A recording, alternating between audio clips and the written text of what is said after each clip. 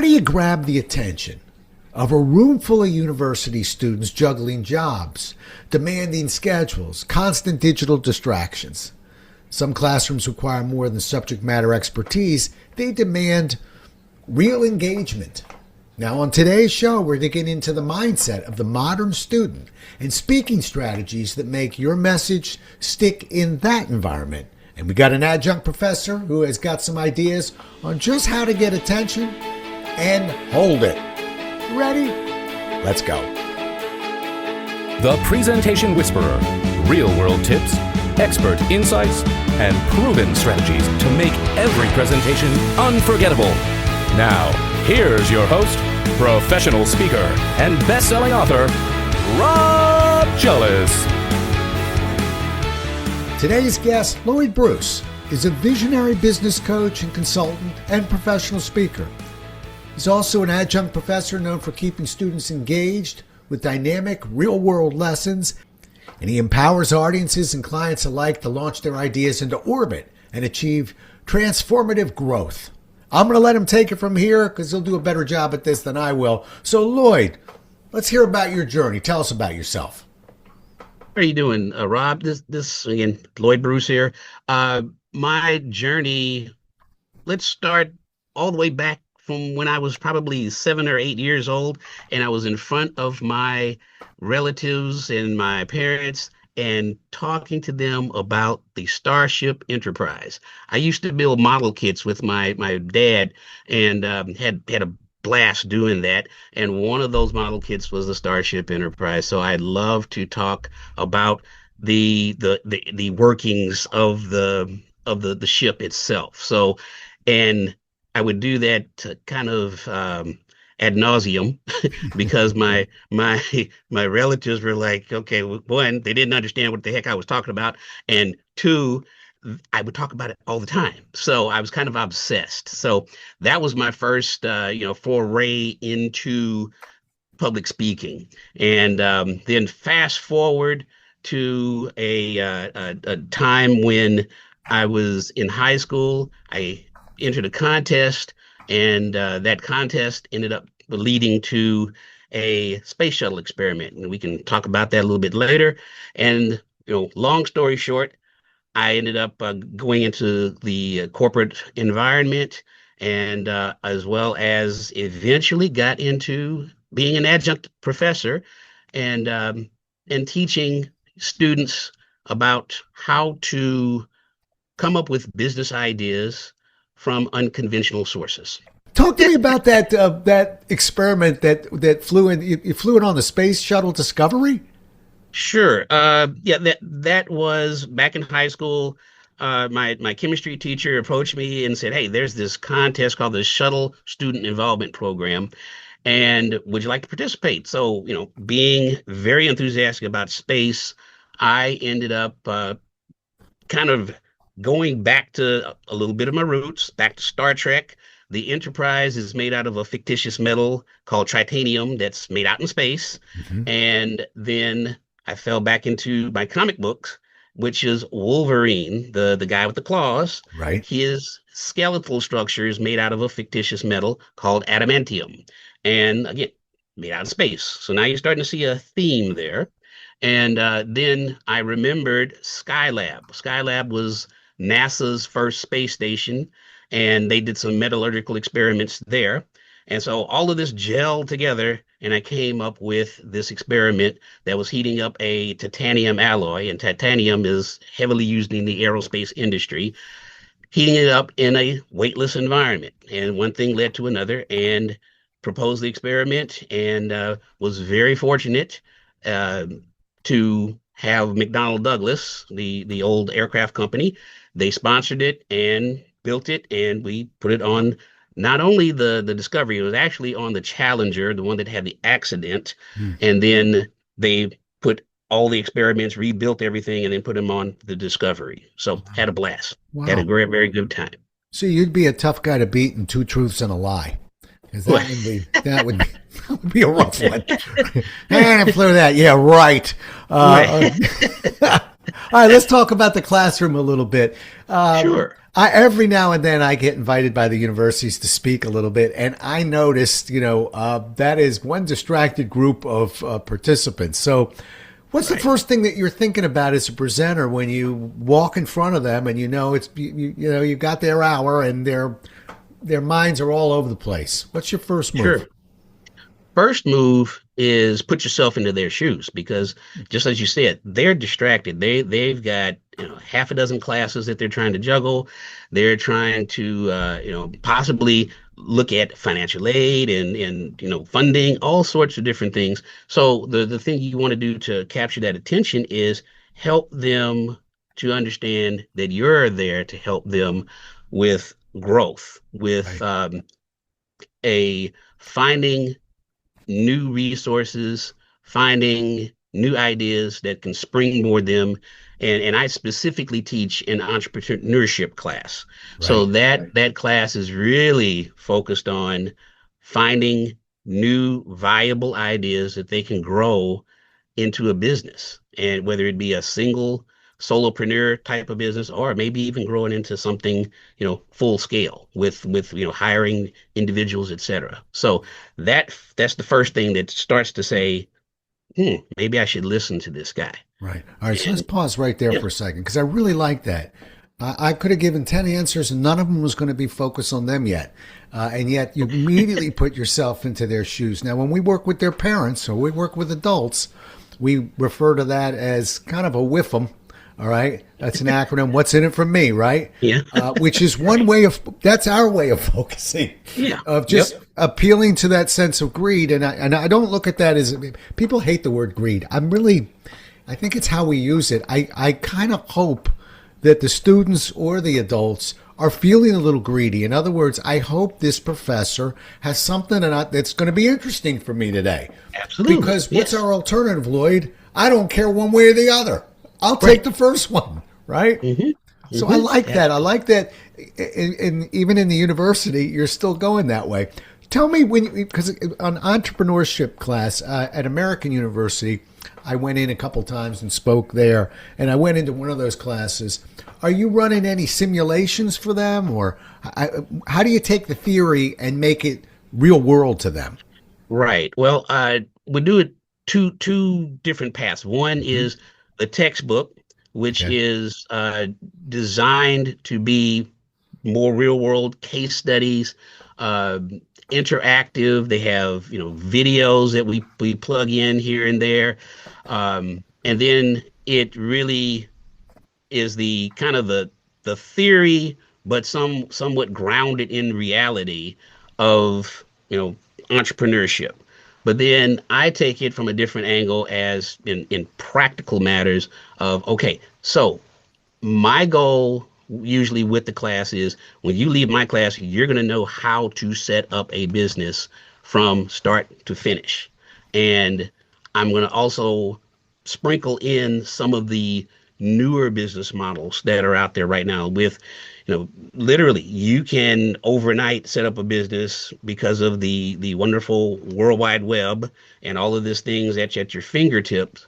So I try to expose them to things like, say, print on demand, and where you're making up say, a t-shirt design, for instance, and you're taking that design, putting it up on a platform that can actually sell that Hmm. design. And being print on demand means you have no inventory. You don't have to worry about any of the shipping or anything of that nature. The print on demand takes their cut, that platform takes their cut, and you get the profit. But you've got a viable business that you set up just like that. Wow. It's funny. I also done some work at University of Houston, where they have actually a selling college, and they'll have a mixer, and part of look they're selling right. So part of it is market this mixer, and sell it to some of the vendors, and let's get some people in here. Right, But right. I so appreciate the universities because don't get mad at me, Lloyd, but I've been a little hard on them through the years in terms of some of the old school Pardon the pun. Right, But the right. old school approach, which is very theory driven. I don't know how you can't, as if you're going to teach people about entrepreneurship, how you can't give them a taste of a business of some sort, because I've always dreamt of writing a book that looked good on paper. There's a lot about being an entrepreneur that looks good on paper until you execute, which is not a big Absolutely. problem as long as you react. But how do we know what to react to if we're still in the book, right? Right, right, absolutely, and that's what we do at it. I'm an adjunct at the University of Missouri St. Louis, Hmm. and we have a center, the Entrepreneurship Innovation Center, and it is as that as I just said, is focused on entrepreneurship. So we have different competitions for the students so that they can participate, and actually they just expanded this to the entire student body. If you have an idea that you think is viable, you come into and participate into a pitch competition. Hmm. And we bring in folks from all around the St. Louis area, business owners, the students, the faculty, etc. And those individuals get to pitch their ideas, just like they were doing sort of a Shark Tank type Right. type of deal, and they get that real world experience, firsthand, and it's pretty innovative. Yeah. I think. Yeah, Absolutely. And puts them under a little bit of pressure. That's not a bad thing, by the way. yeah, Remember, absolutely. our life doesn't depend on this presentation. We're just pretending it does. Right. When they come There you go. out, it's a little bit different. Is there a model you teach them on how to pitch an idea? Well, one thing that I do initially is we first couple of weeks in the class, I take them through a sort of an icebreaker. I will randomly tell them to pick, numbers, and then we put them into smaller groups. And I tell them, you have 15 minutes to come up with ideas for a business. And then in the last 5 minutes, you will narrow that down to one particular idea. And then you have to present that to the rest of the group. Okay. So that helps to, as I said before, break the ice, because a lot of times the students are sitting in there and they don't have time to meet one another. And Right. and so you're trying to emphasize, that collaborative effort, emphasize that idea generation type of aspect, and then that helps to get them in that presentation mode. So Yeah. that's one of the things that I really harp on, is getting in front of your peers and being ready for that pitch competition. Yeah. Which I think would certainly create some interest. And let's go there. There's two battles we have as educators. One is to get their attention, and the other is to hold their attention. So we Yes. can have a great story and something really lined up and come out, and you can see them moving towards us. But then we got to sustain it. Yeah. Give me some thoughts or ideas that you have of, all right, you're rolling, Yep. and I want to make it a little tougher on both of us.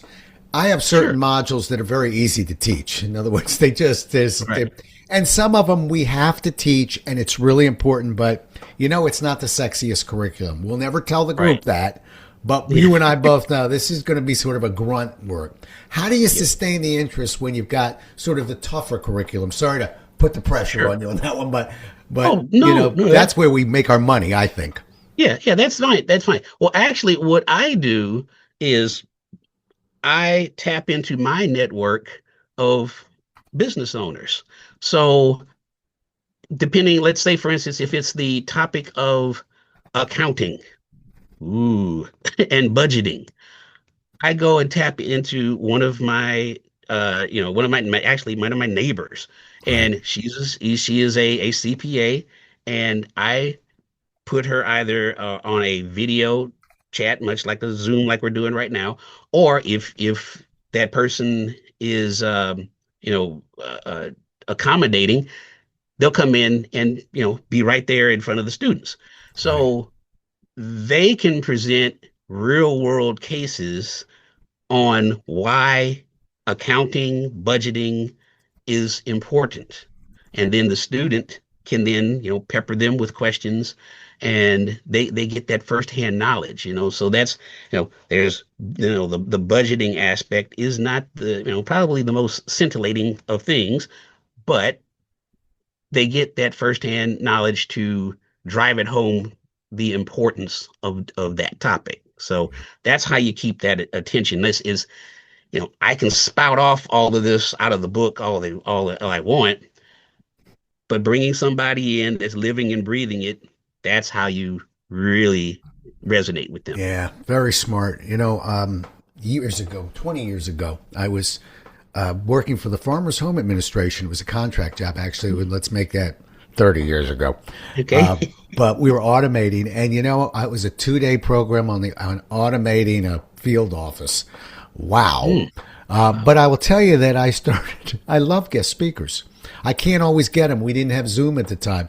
But I got the guy who was actually he just cleaned up the office every day. Right. And just to talk about how the automation was sort of simplifying, producing less waste. And he made I'll never forget, he came in because I said, can you give me like 5 minutes? It's a 2-day program, Lloyd, but just to tease it a little bit, we got a guest speaker coming in tomorrow. We got, and he had a little bar chart of garbage that he had put together. Of showing how much on one column and how much less, and wads of paper kind of glued on. I got to tell you, it was the greatest thing in the world. So I love the idea, and I just want to encourage people to remember that, look, we can look for the home run guest, but the reality is almost any guest it's a change of voice, right? It's a change of pace. Yep, So, yeah, good on you. How about competition? I would think with entrepreneurs, you might be able to develop a level of competition of ideas. Have you ever done that?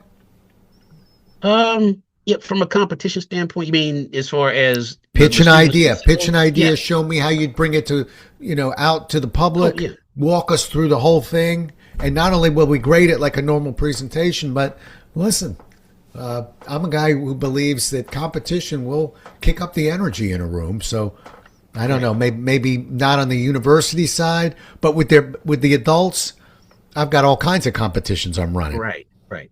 Well, you speaking of competition, that's where that competition that I just spoke to you about, where the pitch competition, Right.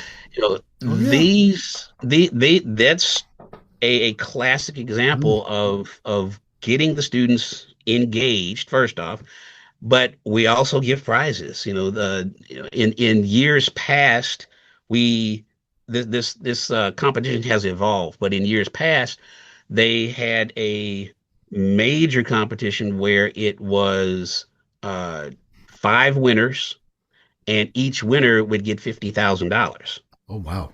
Yeah, and that was 50,000. They could do pretty much anything they wanted, and one winner ended up getting a food truck. Another was a person that made homemade ice cream, but on a large scale. So she bought a new processing unit to pump out more ice cream. How big was this competition, Lloyd? How many groups were in this competition? Let's see, again, previous generation, that was, we had, if I remember correctly, over 300 applicants, and narrowed it down to, I think, 20 that actually got to the pitch competition, and then narrowed that down to five winners. Wow. So yeah, and there's some very, very good success stories out of that. They one young man, teenager, he had an idea of putting air fresheners in vehicles, and they were made out of essential oils, things that were good for the environment and smelled good, and he has gone and done great things with that business. So again, it's proven that if you have some competition, you dangle some good prizes, it's going to stir the juices, the creative juices, and the competitive juices of the students and of your participants. And you come up with some great stuff. And let me put an addendum on there. I'll keep drilling down on that. That is, first of all, that's a home run. But we can't always get that kind of prize money with that many people. Right. So look, we dial it down a little bit, and meaning, okay, so now we just got our class, but Yeah. we can still have competition in that class, and it doesn't have to Oh yeah. be. Sometimes it's just something homemade there with a little plastic trophy. People Yep. just want to win something, and Yeah. as a matter of fact, sometimes, particularly in a corporate environment, I've actually pulled back on the prizes a little bit because I don't want them to focus. It's really not about the prize today. Right. Just it's sort of the win, the victory. Right. Right. Real fast, I had a guy at Xerox one time who was telling me, I'm getting in trouble with your prize idea, and I said, what's happening? He said, well, I was asking for the best answer to a question and then giving out $100 bills, and I said, and some people thought one question should have been rated above another, and Right. say Right. that we don't want. We don't want to distract with the competition. We can play with the competition, even Right. on your questions, Lloyd. Right? Just you know what? I got whatever from a Star Trek medal. For the Yeah. first person who can tell me fill in the blank, and that's the kind of fun also that we Yep. can have with a group. We don't have to do it for 4 hours. Every 20 Right. minutes or so, let's do something that pulls this Right. group back in. Yep, absolutely. Yep, that's perfect. Yeah, I mean, like you said, give little tokens out. Right. It might be a food prize or something like that. I've been in groups where you might have bags of candy or candy Yep. bars or Yep. whatever, and people start looking at, ooh, I want those Twix over there, and they start going after them. So, but yeah, that absolutely, it doesn't have to be big No. pie in the sky stuff. I'll give you one that I used some years ago when I was at Xerox, and I'm not sure whether management liked it or not because from the outside looking in, I'm not sure they quite got it. But imagine you got 6 students to you, 6-to-1 ratio for 2 weeks. We're in that room for a while. I had something where if they got something right, they won the for today. I'm as smart as Rob award, and I would had a Velcro in front of all seats. I had a little thing I push it in front of the seat, and it would hang there for the day. And Right. it didn't really mean anything, but every now and then I'd say, I think it's about time for break. But Lloyd, you're as smart as me today. Do we break now? Almost like, oh yeah, we break. Okay, well, Lloyd says break. It's break, and that's the kind of fun we can have with a group. Oh, yeah. Meaning, you can see, let's not obsess on it. Let's just have fun with it and keep this energy going. Right? Yep, absolutely. Can you Absolutely. describe a moment when you realized, as I could give you more stories, when these little approaches we have didn't work and you needed to shift your delivery a little bit? It may not have been as out there as where I'm at. Yeah. But you had a delivery idea. It looked good on paper. You're 20 minutes in and you're going, not flying. Hmm. Well, it kind of goes back to the icebreaker Yeah. that I just mentioned. If you do that too many times, it loses its effectiveness. Right. And I learned that third time in, third or fourth class later down the road. And I'm like, oh, this is not, I could even see it on the students' faces. Right. They're like, oh, not this again. So you have to freshen it up. Yeah. And so that's what I had to do. Pivot, try to find some other activities Right. that would, resonate with them. And that's when, we start talking about unconventional sources for inspiration. So I would start talking to them about television programming and things that are on TV right now. There's a show called it's with Amanda Cosgrove. It's like an educational TV show that comes on Saturday morning, and and she talks about topics that have young women engineers and scientists and they talk about all these different topics. So I start to introduce that to the students because a lot of times they're so fixated on YouTube and streaming services and different things, they're missing out on what's sitting on TV. Right. So, that's another way to hopefully spin it and engage them and say, hey, why don't you watch that and see if you come up with some ideas and maybe I'll give you some extra credit points. You Yeah. know, and Yeah. that, Isn't that you an know, irony, though? You're pushing them back to the television. well, I'm making sure my ears are open and I actually yeah, heard that. But I could see where you're going with that. And I want to also tell you something that I really appreciate you're talking about. You've used it. You've said it a few times. I think trainers, keynoters, we don't have to worry about this as much. But those who are really in the pit doing workshops, I think that people underestimate the value of an icebreaker, Lloyd. I really do. I think they look at it and they go, I don't know if I have time for an icebreaker. And I yeah, agree with you. If you got a 2 hour icebreaker, you're right. But there's so many right, moves we can make 10, maybe 15 minutes. I'm talking about we have one, yes, two, maybe a 3 day workshop. And you can bypass that icebreaker if you want. Go ahead, jump in your material. I think you're going to pay for it for the next 2 days with a room that yeah, really isn't coming together. right, What are your thoughts right. about that? No, I absolutely agree. The students today, they got so many distractions, and my humble opinion, their social skills are not as honed as maybe when you and I were coming Oh, up. because we rode the bus home and we were playing, ball at Larry's house or whatever, Yeah, exactly, exactly. So so yeah, so they're texting a lot. Yeah, so they socialize that way, but just interacting with a new person in a classroom environment or whatever environment, Yeah, it's a little lacking. So that's where you have to use those icebreakers to kind of break that ice right. and keep the interaction going. Yeah. So very important to me. Yeah, me too. It's time very well spent. But think it out. I mean, some of the more basic ones are we can just pair them up and let, Lloyd's going to introduce Rob and Rob's going to introduce Lloyd, but we'll have, Yep. a scale of 2 or 3 things. I'm always putting a hobbies question in there because Oh yeah. the educator in me says, now that I know that Lloyd's into Star Trek, if something's not connecting, I could pivot and maybe connect it there. And I don't mean that in a cheesy way. I mean, how you were talking about that metal? Well, when an entrepreneur, and sometimes that's what somebody needs to hear to get it to click. Right. So Right. they're never wasted questions, but we just keep the throttle down. I mean, we don't want to go on and on. Some people spend a little too long introducing the other, and that's where it's the Yeah. facilitator who needs to, physically move in Yeah. and just kind Yeah. of clip Yeah. it and move it. They'll be okay.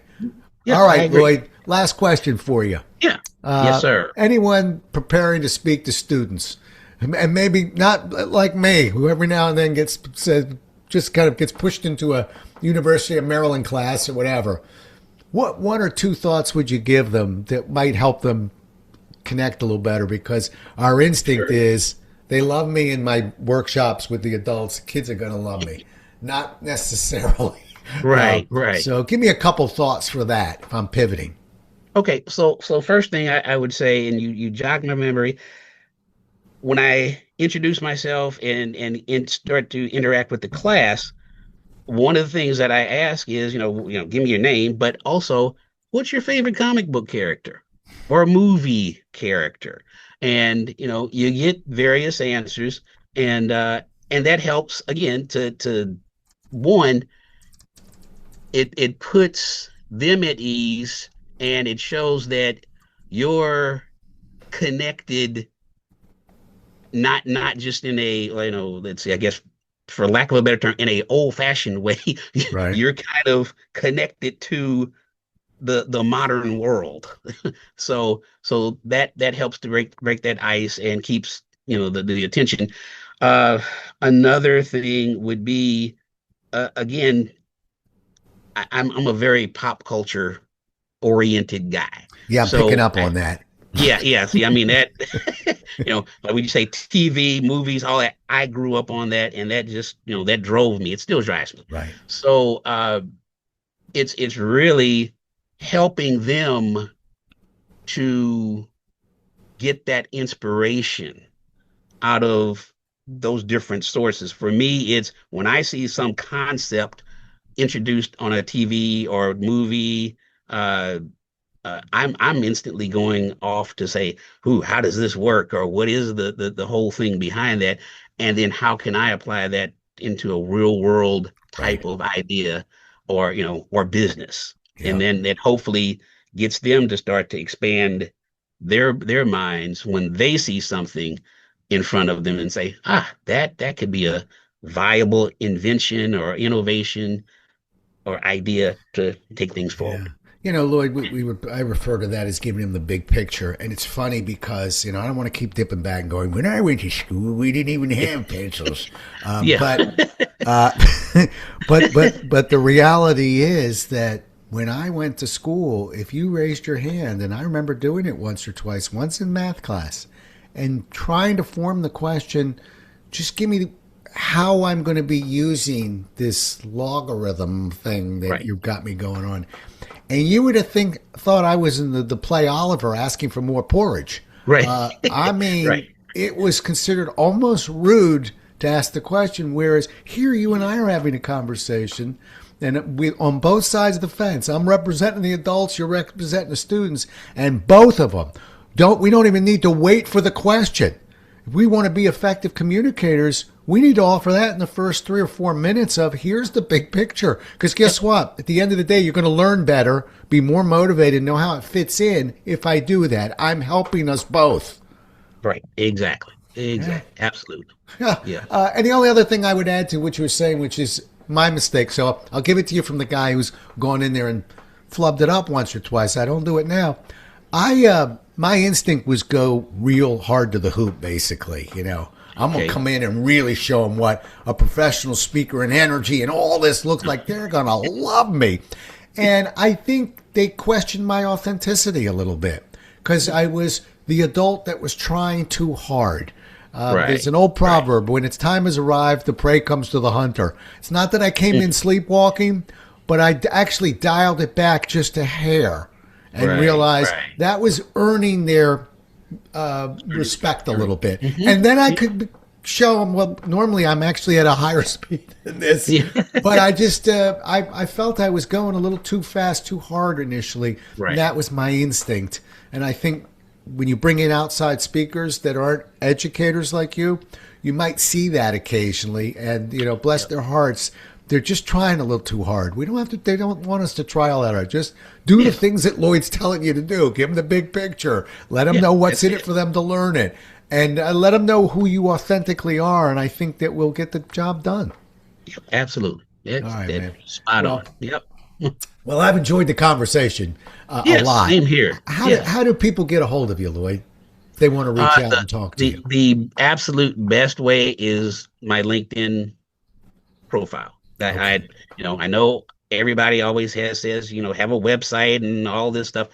LinkedIn, that's the best way. DM me and my contact information is there. Yeah, and that's how you and I hooked up. I'm looking at your LinkedIn right now. It's linkedin.com/in, but it's Lloyd Bruce. Is there a one after your name there? Yes, it is. Yes. There's another one of you? I guess so. Okay, but I don't know who that is, but he's number one. So it's Yes. Lloyd Bruce 1 if you're looking, but Lloyd Bruce will get you there. I don't think there'll be a sea of them. Look, I've really appreciated the conversation. I thought did a great job, and I just want to thank you for being on the show. I'm really grateful. Thank you very much for having me. This was a blast. So good. Thank you, Lloyd. Well, I got a feeling Lloyd and I talked for about 15 minutes a week or two ago, and I thought, this guy will be just fine. Anyway, thanks so much for being on the show. All right. Thank you, Skin. Thank you a lot. You bet. Well, we'll do it again as well as we can next time, everybody. Until then, stay safe. Thanks so much for listening. If you enjoyed today's show, please follow, rate, and review on Apple, Spotify, or wherever you listen. For more resources and to connect with Rob, visit thepresentationwhisperer.com.